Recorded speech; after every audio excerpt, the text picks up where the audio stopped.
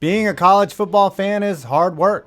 From setting up elaborate tailgates to getting very drunk on Saturday, then demanding that your team's defense get more physical while you stuff pizza into your face, it all adds up to a ton of effort for the team you love. But being a salty college football fan is exhausting. All the arguing, the posting on message boards, the adding on Twitter, the literal crying, it's very tiring. Today you're going to find out just who these salty NCAA fan bases are and who is the saltiest, and you know that's coming up right after this. Before we get into it, I need to explain the salt tiers and what being salty actually means. A salty fan is someone who is generally dissatisfied, angry, and bothered either for good reason or not. Every one of the fan bases I have for you today is definitely salty, but there are different tiers of that shit. They are bath salt, salty tears level of salt, sodium pentothal, which is a numbing agent, sea salt, diabetic salt, or a salt mining operation, the saltiest category of them all. Let's get into it. I have to ask this question, why the fuck are you in the Big Ten? You're goddamn terrible, and yes, for the New York market, but most people in the city are more concerned with which flavored latte they are going to order to give a crap about Rutgers. You hark back to the days when Greg Schiano was your coach, but he was 68 and 67. Now you're back to sucking down your own salty tears and being featured as lowlights. Oh, what are we crying about today, UCF fan? An undefeated season where you played nothing but tomato cans and claimed a false national championship? Funny how Scott Frost left and he's getting creamed in the Big 12 where they play real schools. Like LSU did to you when you had another ship on the line. You might lobby the ACC to swap you with Wake Forest someday, but for God's sakes, get off the bath salts. They're bad for your health.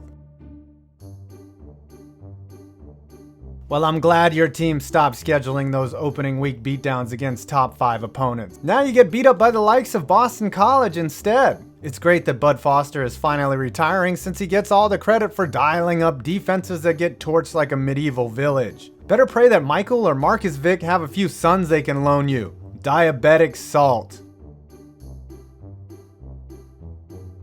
Ah yes, always a bridesmaid, never marrying your brother. You've had one coach go on and do elite things elsewhere, and his name wasn't Petrino or Nutt. Quick fact, you've never won an SEC championship, and being in the West has turned you into a healing lamp. Salt like that only comes from the depths of the ocean. Did someone say tradition? It all started when Bear Bryant noticed that Central Texas was a shithole and decided to leave for the paradise that is Tuscaloosa. I do like how you screwed over the Big 12 to join the SEC, but even beating Alabama that one time can't wash away the residue Kevin Sumlin left. And now you have a great character guy in Jimbo leading your squad. Texas sucks, but they lead the all-time series 76-37-5. The tradition of being irrelevant continues.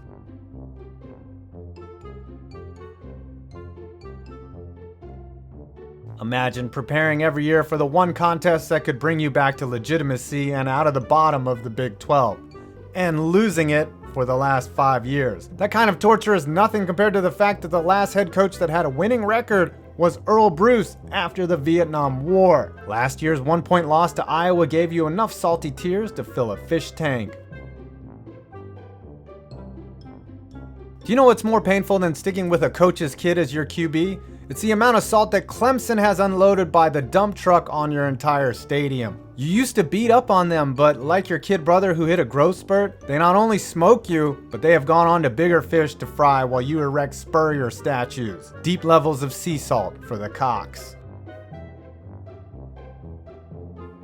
Haven't won a Rose Bowl since '94 when you pulled a UCF and tried to claim a natty you didn't win. Even after the fallout from Paterno, you got upset when that clown Bill O'Brien left. You know what flavors your tongue? A 4-loss season last year. Those L's coming to Ohio State, Michigan State, and Michigan. Oh, and Kentucky. All that sodium should have you visiting your doctor. I'm just gonna call you the in-bumper camera. Your fans are constantly looking behind you, hoping they'll see Tim Tebow or Danny Werfel back there. Even in your natties, you caught L's in those seasons. That's worse than 2 players blocking each other. I mean, what happened to you? You can't even beat Georgia. Southern. Herb saw that the swamp had turned into a tire fire, and now the Gators are saltwater crocs.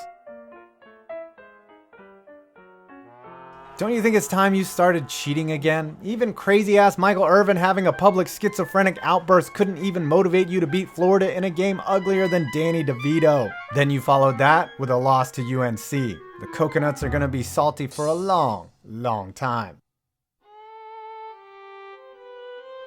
Since Bowden and Jimbo left, you've been jacking off to the memories of Jameis Winston of all people. You turned so many blind eyes to his antics that it translated onto the field, blowing games in unbelievable ways. Letting UVA storm the field was just sad all around.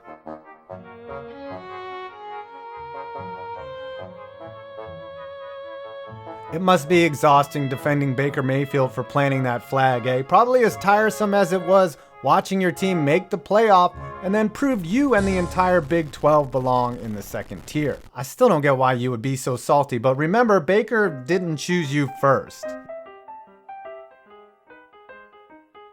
Losing to Vince Young still has you salty. Then, when people pile on about Leinart, Sanchez, and Barkley, you have to pull Carson Palmer out of your ass like that's gonna end the argument. And selling your soul and your championships for Reggie Bush doesn't lessen the outpouring of salty tears any less. Well, at least you produce NFL QBs. Hey, how's hiring ex-NFL guys to replicate their results in the NFL at UCLA working out for you? That second fiddle to USC plays a sad, sad tune. It's like you've become numb to being the Pac-12's forgotten glory. More sodium pentothal, please.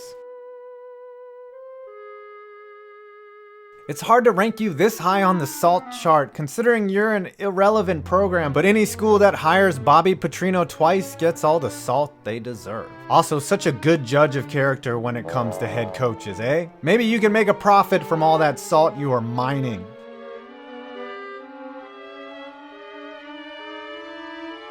Yep, always bitching about getting no respect when you don't even play in a conference. You've made the CFP twice, getting blown out by a total of 55 points. Hey, maybe if your guys played some meaningful regular season games against rivals, they wouldn't disappear when it matters most. Good news though, Brian Kelly has mellowed out. I guess killing a student will do that to you.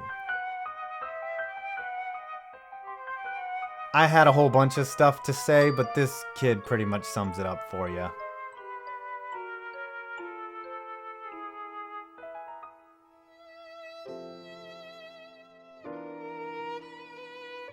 How could I list a team that has taken a dump in everyone's mouth for the last decade as having salty fans? Well, have you ever met an Alabama fan? This year's matchup between Clemson and Alabama could break some records. I've got a good feeling about this one. Oh, like the one who got so pissed he poisoned his rival's trees? Or that fan that was amazingly quiet just like Nick Saban during that prostate exam last year? You have nothing to be salty for, yet you sit in a white castle.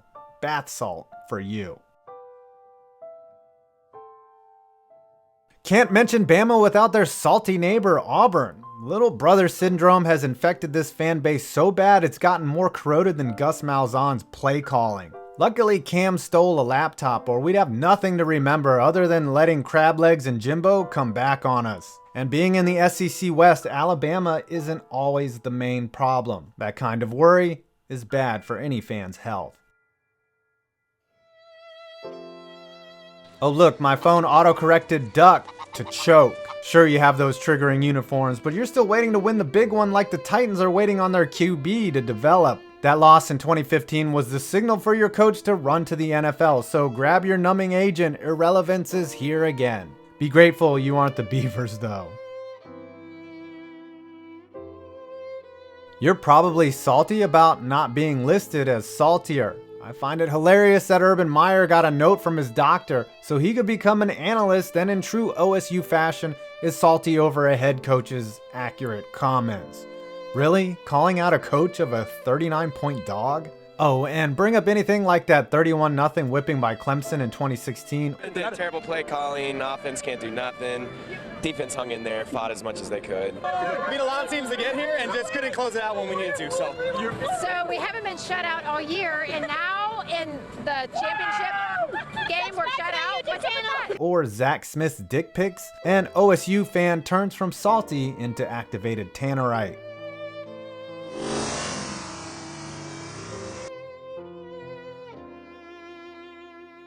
I think after everything this team has put you through as a fan, from 15 consecutive seasons with 4 or more losses, to the Scott Frost era starting out terribly, to hiring Bill Callahan, I think the thing that makes you the saltiest is the fact that season ticket prices have increased while the product on the field hasn't. Of course, they sell them all every year. There's nothing to do in Nebraska anyways.